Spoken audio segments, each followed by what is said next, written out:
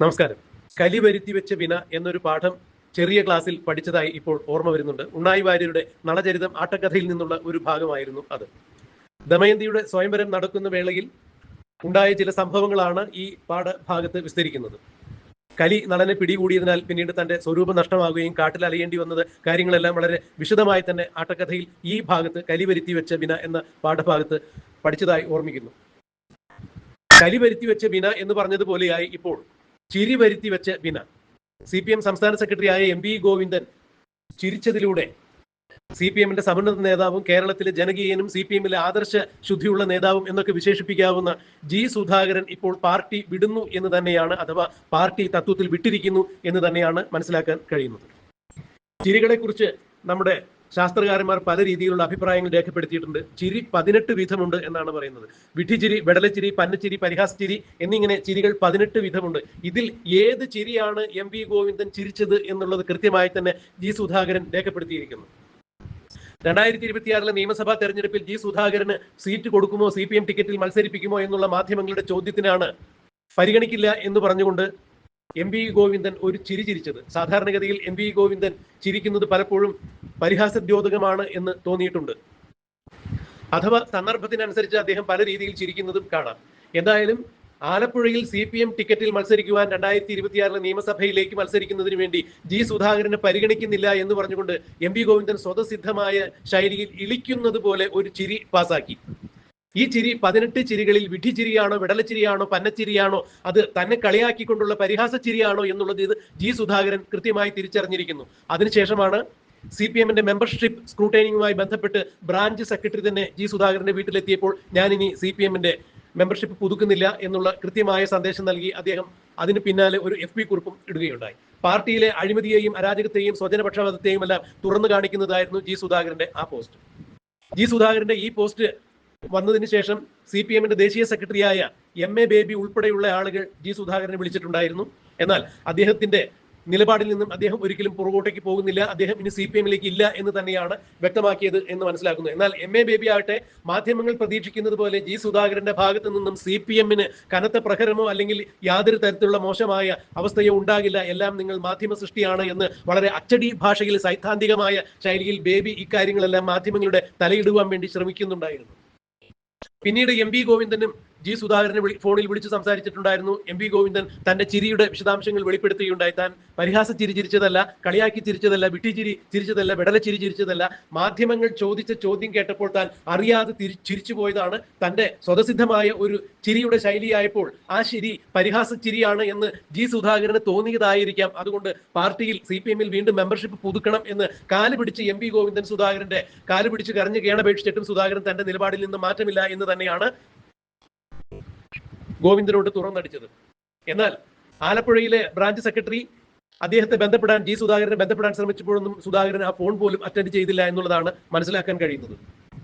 അതെന്ത് തന്നെയായാലും CPM-ലെ തലതൊട്ടപ്പന്മാർക്ക്, അതായത് CPM-ലെ തലതൊട്ടപ്പന്മാർ എന്ന് പറയുമ്പോൾ ഇന്ന് CPM-ൽ ജീവിച്ചിരിപ്പുള്ള ആദർശ ശുദ്ധിയുള്ള സീനിയർ നേതാക്കളിൽ ഏറ്റവും മുതിർന്ന ആൾ തന്നെയാണ് G. സുധാകരൻ. എന്നാൽ G. സുധാകരന്റെ ബ്രാഞ്ച് കമ്മിറ്റിയിലേക്ക് തരം താഴ്ത്തുകയുണ്ടായി. സംസ്ഥാന തലത്തിൽ നിന്നും ബ്രാഞ്ച് കമ്മിറ്റിയിലേക്ക് തരം താഴ്ത്തുകയുണ്ടായി. MA ബേബി ഉൾപ്പെടെ G. സുധാകരന്റെ ജൂനിയറായി പാർട്ടിയിൽ വന്ന ആളുകൾ അവർ കേന്ദ്ര കമ്മിറ്റിയിൽ വരെ എത്തി. MA ബേബി ദേശീയ സെക്രട്ടറിയാണ് CPM-ന്റെ.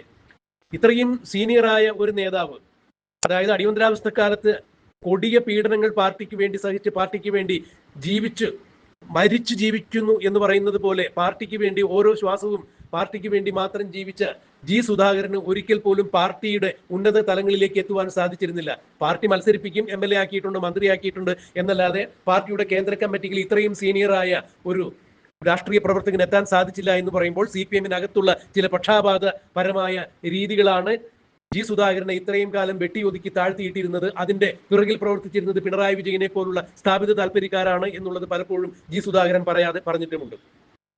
VS അച്യുതാനന്ദൻ ഉള്ളപ്പോൾ മുതൽ തന്റെ അഭിപ്രായങ്ങൾ വെട്ടിത്തുറന്ന് പറയുവാൻ ഒരു കാരണവശാലും മുഖം നോക്കി പറയാനുള്ള കാര്യങ്ങൾ പറയാതിരിക്കുന്ന രീതി സുധാകരനില്ല. അത് തന്നെയാണ് സുധാകരന് ശത്രുക്കൾ ഉണ്ടാക്കിയത്. തന്റെ നിലപാടുകൾ താനെപ്പോഴും തന്റെ മനസാക്ഷിക്ക് നിരക്കുന്ന രീതിയിൽ പാർട്ടിയുടെ ലൈനിൽ നിന്നുകൊണ്ട് കൃത്യമായി ചിന്തിച്ചുകൊണ്ട് ജനങ്ങൾക്ക് വേണ്ടി, സമൂഹത്തിന് വേണ്ടി എടുക്കുന്ന നിലപാടുകൾ പാർട്ടിയുടെ നേതാക്കൾക്കോ അല്ലെങ്കിൽ ഭൂരിപക്ഷത്തിനോ ഏതെങ്കിലും തരത്തിൽ ബുദ്ധിമുട്ടുണ്ടാക്കുന്നുണ്ട് എന്ന് കണക്കാക്കിയിട്ട് ന്യായമായ തീരുമാനങ്ങളും അഭിപ്രായങ്ങളും വെട്ടിത്തുറന്ന് പറയാതിരിക്കുവാൻ സുധാകരനായിട്ടില്ല. ആരുടെ മുഖത്ത് നോക്കിയും ന്യായമായ കാര്യങ്ങൾ തുറന്നു പറയാൻ കാണിച്ച ആർജവം തന്നെയാണ് സുധാകരനെ ഇന്നത്തെ നിലയിൽ പാർട്ടിയിൽ ആരുമല്ലാത്ത രീതിയിൽ കൊണ്ടുചെന്ന് എത്തിച്ചിരിക്കുന്നത്. കഴിഞ്ഞ നിയമസഭാ തെരഞ്ഞെടുപ്പിൽ തനിക്ക് മത്സരിക്കുവാനുള്ള താല്പര്യം സുധാകരൻ പറഞ്ഞിരുന്നെങ്കിലും 70 വയസ്സ് കഴിഞ്ഞ ആളുകളെ 2 ടൈം പൂർത്തിയാക്കിയ ആളുകളെ വീണ്ടും മത്സരിപ്പിക്കേണ്ട എന്നുള്ള ഒരു നിലപാടെടുത്തുകൊണ്ട് സുധാകരനെ പുറത്തു നിർത്തുകയായിരുന്നു. എന്നാൽ ഇക്കുറി ആ തീരുമാനത്തിൽ നിന്ന് പാർട്ടി മാറുകയും സുരക്ഷിതമായ ചില സീറ്റുകൾ ഉറപ്പുവരുത്തുന്നതിന് വേണ്ടി 2 ടൈം എന്നുള്ളൊരു വ്യവസ്ഥ മാറ്റുന്നു എന്നറിഞ്ഞപ്പോൾ തന്നെ ജി സുധാകരൻ പാർട്ടിയുടെ ദേശീയ ജനറൽ സെക്രട്ടറിയായ എം എ ബേബിയെ വിളിച്ചുകൊണ്ട് തനിക്ക് മത്സരിക്കാൻ താല്പര്യമുണ്ട് എന്നുള്ള കാര്യം അറിയിച്ചിട്ടുണ്ടായിരുന്നു. എന്നാൽ എം എ ബേബിയും ഇക്കാര്യത്തിൽ കൃത്യമായി യാതൊരു തരത്തിലുള്ള ഒരു വിവരവും സുധാകരനോട് പങ്കുവയ്ക്കുകയുണ്ടായില്ല. പിന്നീട് എം വി ഗോവിന്ദനോട് മാധ്യമങ്ങൾ തന്നെ ചോദിച്ചപ്പോഴാണ് പരിഹാസദ്യോതകമായ രീതിയിൽ ജി സുധാകരനെ കളിയാക്കുന്ന രീതിയിൽ പൊതുവേദിയിൽ വെച്ചുകൊണ്ട് എം വി ഗോവിന്ദൻ അത്തരത്തിൽ പ്രതികരിച്ചത്. ആ പ്രതികരണമാണ് നാളുകളായി തന്റെ മനസ്സിൽ കൂട്ടിയിട്ടിരുന്ന അഗ്നി കത്തിയാളിക്കുവാൻ സുധാകരനെ പ്രേരിപ്പിച്ചത്, സുധാകരനെ പ്രകോപിപ്പിച്ചത്. അതുകൊണ്ട് തന്നെയാണ് സുധാകരൻ CPM-ന്റെ മെമ്പർഷിപ്പ് സ്ക്രൂട്ടൈനിങ്ങിൽ നിന്നും ഒഴിവായത്. താൻ ഇനി CPM-ന്റെ അംഗത്വം പുതുക്കുന്നില്ല, CPM-ന് പുറത്തേക്കാണ് താൻ എന്നുള്ള വ്യക്തമായ സൂചന നൽകി ഒരു FB കുറിപ്പും ഇട്ടത്. എന്നാൽ 2026 നിയമസഭാ തെരഞ്ഞെടുപ്പ് CPM-നെ സംബന്ധിച്ചിടത്തോളം നിർണായകമായ തെരഞ്ഞെടുപ്പ് തന്നെയാണ്. ശക്തമായ ഭരണവിരുദ്ധ വികാരം നിലനിൽക്കുന്നു എന്നുള്ള ഒരു സാഹചര്യം അന്തരീക്ഷത്തിൽ നിൽക്കുമ്പോൾ തന്നെ CPM-ന് ഏത് വിധേനയും 3.0 ആവർത്തിച്ച് തുടർഭരണം നേടുന്നതിന് വേണ്ടി ഏത് തരത്തിലുള്ള തന്ത്രങ്ങളും ആവിഷ്കരിക്കാൻ വേണ്ടി ഓടിപ്പാഞ്ഞ് നടക്കുമ്പോൾ കേരളത്തിലെ അനവധി അല്ലെങ്കിൽ കേരളത്തിലെ സകലമാന ദിനപത്രങ്ങളിലും 3-4 പേജുകൾ ഫുൾ പേജ് പരസ്യം കൊടുത്ത് പിണറായി വിജയൻ സർക്കാരിന്റെ ഗുണഗണങ്ങൾ വാഴ്ത്തിപ്പാടുന്ന തിരക്കിൽ തന്നെയാണ് മാധ്യമങ്ങൾ. അതായത് PR വർക്കിലൂടെ ഏത് വിധേനയും ജനങ്ങളിടയിലേക്ക് കയറിപ്പറ്റി വോട്ട് മേടിച്ച് വീണ്ടും അധികാരത്തിൽ വരുവാൻ വേണ്ടി ശ്രമിക്കുന്ന പിണറായി വിജയനെ സംബന്ധിച്ചിടത്തോളം ജി സുധാകരനും PK ശശിയും കണ്ണൂരിൽ കുഞ്ഞികൃഷ്ണനുമെല്ലാം ഉയർത്തുന്ന വിമത ശബ്ദങ്ങൾ വലിയ തലവേദന തന്നെയാണ്. പാർട്ടിയുടെ നല്ലൊരു വിഭാഗം വോട്ടുകൾ ചോർത്തി മാറ്റുവാൻ, അടർത്തി മാറ്റുവാൻ കെൽപ്പുള്ള നേതാവ് തന്നെയാണ് ജി സുധാകരൻ ആലപ്പുഴയിലോ അമ്പലപ്പുഴയിലോ സ്വതന്ത്ര സ്ഥാനാർത്ഥിയായി മത്സരിക്കുകയാണെങ്കിൽ തീർച്ചയായും UDF പിന്തുണ കൊടുക്കും. ജി സുധാകരൻ തീർച്ചയായും വൻ ഭൂരിപക്ഷത്തോടു കൂടി ജയിക്കുമെന്ന് മുഖ്യമന്ത്രി പിണറായി വിജയനും അറിയാം.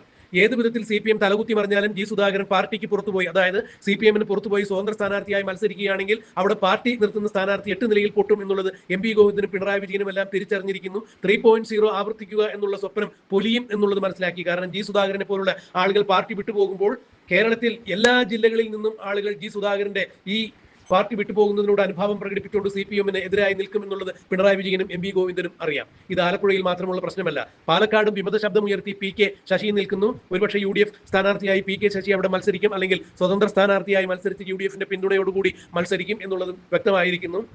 കണ്ണൂരിൽ രക്തസാക്ഷി ഫണ്ട് തിരിമറി ചെയ്ത നേതാവ് അവിടെ സ്ഥാനാർത്ഥിയായി നിൽക്കുകയാണെങ്കിൽ കുഞ്ഞികൃഷ്ണൻ വിമത സ്ഥാനാർത്ഥിയായി മത്സരിക്കും എന്നുള്ളതാണ് ഇപ്പോൾ അറിയുന്നത്. അതായത് കേരളത്തിൽ അങ്ങോളം ഇങ്ങോളം പിണറായി വിജയനും CPM-നും തലവേദന ഉയർത്തിക്കൊണ്ട് 3.0 എന്ന തുടർഭരണ സ്വപ്നത്തിന് വിലങ്ങുതടിയായിക്കൊണ്ട് വിമതന്മാർ വന്നുകൊണ്ടിരിക്കുന്നു. അതിൽ തലമുതിർന്ന നേതാവ് ജി സുധാകരനെ പോലുള്ള ആളുകൾ കടന്നു വരുമ്പോൾ പിണറായി വിജയന്റെ പ്രഭാവം കൊണ്ടൊന്നും 2026 നിയമസഭാ തെരഞ്ഞെടുപ്പ് ജയിക്കാനാകില്ല എന്നുള്ളത് പാർട്ടി മനസ്സിലാക്കിയിരിക്കുന്നു. പാർട്ടി അതുകൊണ്ട് തന്നെ ഏത് വിധേനയും സുധാകരനെ അനുനയിപ്പിക്കുവാനുള്ള ശ്രമങ്ങളുമായി മുന്നോട്ട് വരുന്നു. എന്നാൽ എന്താണ് ഇക്കാര്യത്തിൽ ഇനി സംഭവിക്കുക എന്നുള്ളത് അറിയില്ല. സുധാകരൻ തന്റെ നിലപാടിൽ നിന്നും അണുവിട മാറിയിട്ടില്ല എന്നുള്ളതാണ്. ഇടഞ്ഞു നിൽക്കുന്ന ഒറ്റക്കൊമ്പന്റെ പോലെ തന്നെയാണ് സുധാകരൻ നിൽക്കുന്നത്. ഏത് വിധേന സുധാകരനെ അനുനയിപ്പിക്കേണ്ടു എന്നുള്ളത് പിണറായിക്കും അറിയില്ല, എം വി ഗോവിന്ദനും അറിയില്ല. എന്തായാലും 3.0 എന്നുള്ള പിണറായിയുടെ തുടർഭരണ സ്വപ്നം പൊലിയുന്നു, അല്ലെങ്കിൽ അതിന്റെ സ്വപ്നത്തിൽ തന്നെ അവശേഷിക്കും എന്നുള്ള തരത്തിൽ തന്നെ ജി സുധാകരൻ, PK ശശി, കുഞ്ഞികൃഷ്ണൻ എന്നിവർ പിണറായിക്ക് ഷോക്ക് ട്രീറ്റ്മെന്റ് കൊടുത്തുകൊണ്ട് പാർട്ടിക്ക് പുറത്തേക്ക് പോകുന്നു. പാർട്ടിയുടെ വിമത സ്ഥാനാർത്ഥികളായി ഇവർ മത്സരിക്കും എന്നാണ് മനസ്സിലാക്കാൻ കഴിയുന്നത്. ഈ വിഷയത്തിൽ എന്ത് സംഭവിക്കും എന്നുള്ളത് നമുക്ക് കണ്ടറിയാം, കാത്തിരിക്കാം.